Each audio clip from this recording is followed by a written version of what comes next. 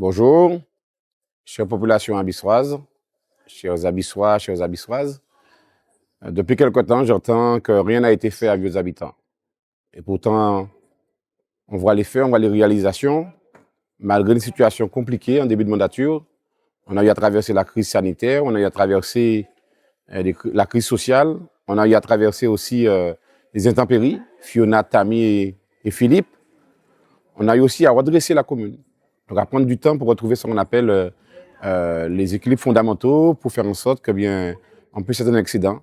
Et c'est à partir de 2023 qu'on a commencé vraiment à réaliser. Mais entre 2020, 2023, 2022, on a travaillé en interne pour revoir l'organisation de la commune, revoir l'organigramme, travailler avec les élus pour faire en sorte que bien chaque élu puisse bien comprendre ses missions, établir un cahier des charges, une charte des valeurs entre nous, et puis aussi faire monter en compétence les agents et recruter un nouveau ingénieur pour le service technique.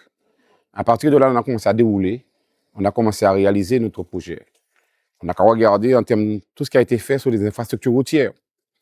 Depuis Pau-Gendre, Tarare, Géry, Cousinière, on a repris des travaux, des routes qui n'ont pas été rénovées depuis plus de 20 ans.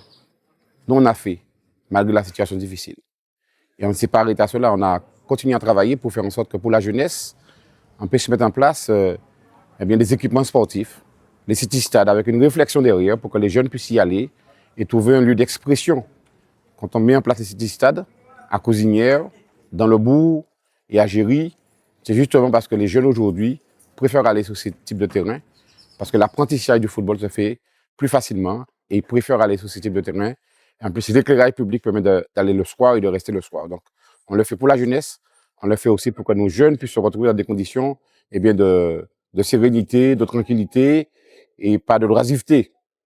Après ces éléments concernant les équipements sportifs, il y a aussi la tribune du stade. On a un terrain où aujourd'hui, la GSVH se bat aujourd'hui pour monter en R1 parce que la commune a un accompagnement fort au niveau de la GSVH.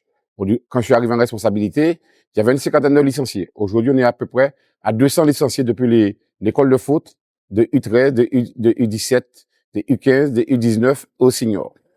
Et puis après, on a continué à faire tout ce qu'on appelle les équipements publics. La crèche, qui est une belle réalisation. On est arrivé avec une crèche qui posait problème. En 2 ans, avec la caisse d'allocation familiale, on a pu démarrer les travaux concernant la rénovation d'une crèche. Plus de 800 000 euros. Et aujourd'hui, on a une crèche depuis janvier qui fonctionne avec une quinzaine de familles. Aujourd'hui, c'est une capacité de 22 familles qui peuvent venir. Mais il n'y a pas que les crèches concernant la petite enfance. Il y a aussi les assistants maternels. Et en tant que conseiller départemental, je travaille avec le département pour faire en sorte que les assistants maternels puissent produire, offrir aussi un cadre agréable à nos jeunes. Parce qu'on sait très bien que tout se joue très tôt. Très tôt, c'est-à-dire les 1000 premiers jours, il faut que les enfants soient dans des conditions très agréables pour pouvoir demain matin ne pas se retrouver dans la délinquance et dans la loisiveté.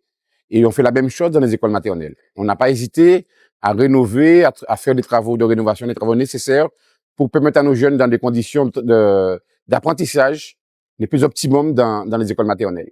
Et puis après, on a continué dans le cadre du projet social de territoire, ce qu'on a signé avec la caisse d'allocation familiale. Le centre social aujourd'hui, est là, avec tout le travail qu'on veut faire autour de la promotion de la santé. On a signé d'ailleurs avec l'établissement public de santé mentale une convention permettant de travailler sur la question de la promotion de la santé, parce qu'on sait très bien qu'un jeune qui a une difficulté de santé, liée à l'obésité, liée à la santé mentale, liée à autre chose, ne peut pas aller sur l'insertion professionnelle, ne peut pas aller sur l'insertion sociale. Donc, on a travaillé ce volet-là avant. Et dans ce centre social, il y a donc la promotion de la santé. Il y a des questions qui sont liées à la parentalité, qui sont liées à la jeunesse. D'ailleurs, ces deux problématiques sont liées. Quand on parle de parentalité, on parle aussi de jeunesse, parce qu'il y a des jeunes qui sont des fois en conflit, des jeunes préadolescents en conflit avec leurs parents. Mais l'espace parentalité va être pour cela. Et puis, on arrive au vieillissement, accompagner le vieillissement. Et une priorité pour nous. On a une population qui vieillit, donc accompagner le vieillissement, ça reste une priorité. Et pour terminer, sur la question de la culture, mieux habitants, pays de la mémoire, un pays du patrimoine, c'est pourquoi on a la maison du patrimoine, on a la médiathèque qu'on doit continuer à rénover. Le financement est déjà là. On a fait beaucoup d'inaugurations, on a fait beaucoup de réalisations, mais à chaque fois dans nos réalisations, dans nos travaux, c'est une réflexion pour les humains et puis on n'a pas fini. Donc ce que je demande à la population abyssoise, c'est de nous faire confiance. On a une belle liste renouvelée, on a une belle équipe, on a un beau projet. Et donc on veut continuer à aller plus loin, aboutir ce qu'on a commencé pour la jeunesse, pour le social, pour accompagner le vieillissement.